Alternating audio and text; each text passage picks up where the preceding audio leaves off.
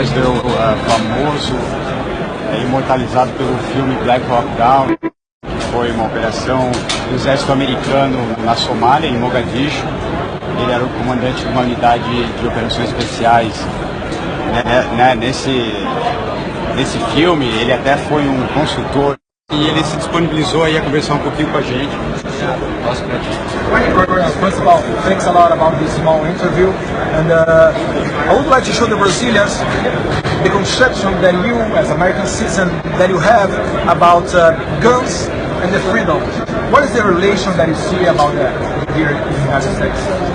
First of all, you're welcome. I feel like Anderson Silva after he wins a fight. You got the interpreter there asking. The relationship is with Americans and our firearms. That's part of our culture. It's built into our DNA. We fought a revolution against the most powerful military in the world at the time in order to become a country. And the only way we were able to do that is because the citizens were armed. And it's so important to us that when we wrote our Constitution, the Second Amendment to that, we had 10 amendments originally that were necessary to get the Constitution ratified by all the states that used to be colonies. The second one was the freedom of an American citizen to keep and bear arms. That wasn't for hunting purposes, it wasn't for target practice, it was because those arms were necessary to prevent another oppressive regime from taking power. And as long as people are armed, that can never happen.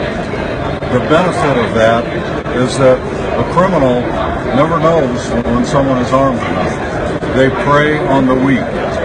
So some people, in a misguided attempt to protect themselves, are gun-free zones. That's where the predators go and kill people in the gun-free zone, because they know the citizen won't pull out a firearm and kill them. So we have an ongoing debate. It's been going on for over 200 years now.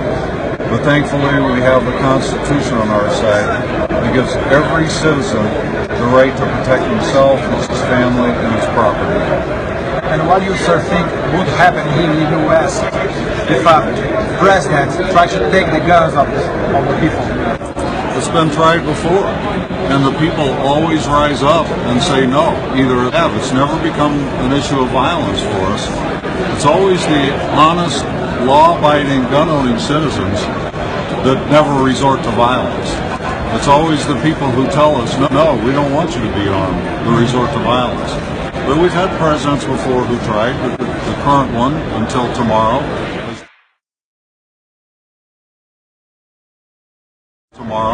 has tried mightily to do that and failed every time, because there are too many of us that believe the way I do.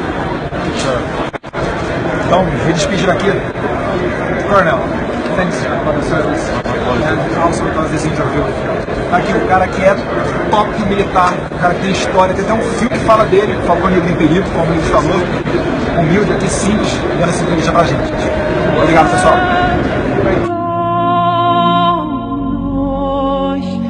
We got a Black Hawk down.